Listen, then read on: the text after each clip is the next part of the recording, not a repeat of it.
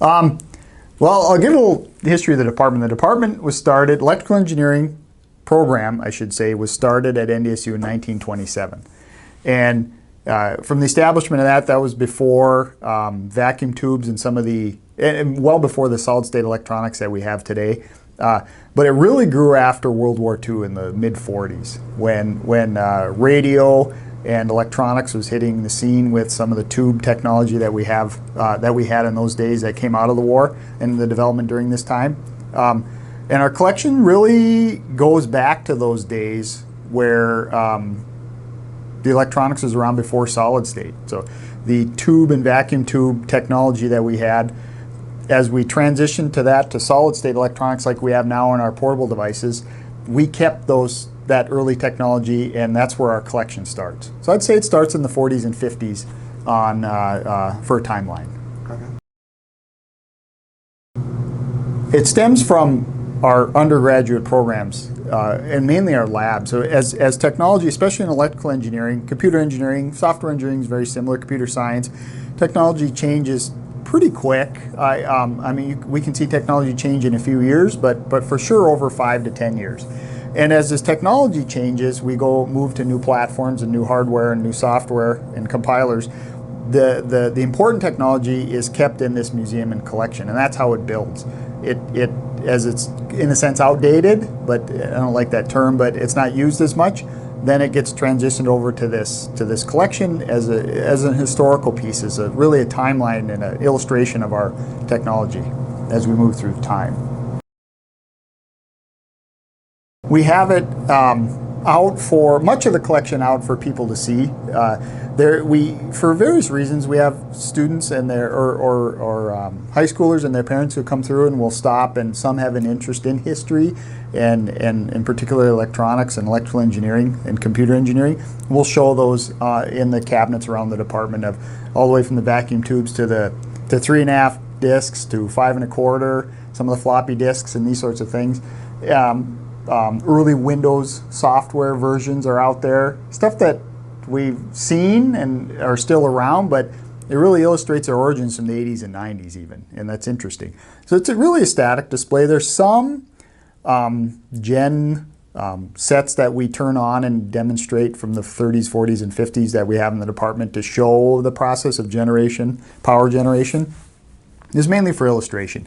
And on occasion we get alumni from the 50s and 60s, back to the 50s and 60s, that come in and see these devices or static displays and talk about using them in the lab. And that's interesting to hear and talk about and listen to. And they'll talk about their stories about using them and share their experiences.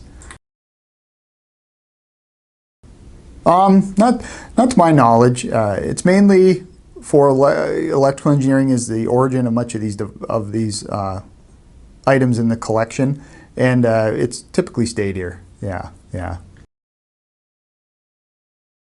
This is the first computing center on campus was started in electrical engineering in the 80s. And it was right across the hallway from this, the space has been remodeled, but right across the hallway from the front of the department here.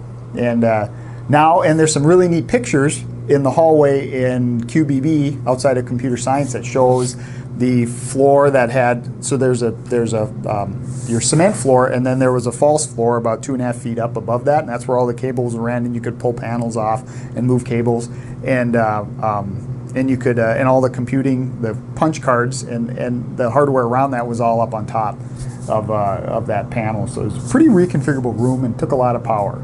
That's a neat aspect of this department. Yeah. And debugging of software we're here today, there's a history that I learned at a co-op at Rockwell. Debugging physically meant debugging in some spaces, as these computers were electromechanical. Insects and other problems occurred in the hardware and the switchgear, and they would have to go in and clean out the switchgear, and that was debugging.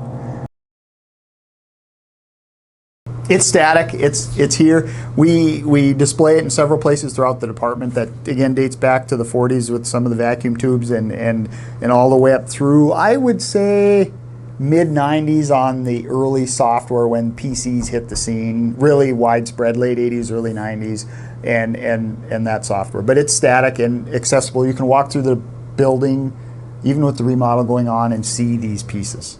Yeah, and have access to them.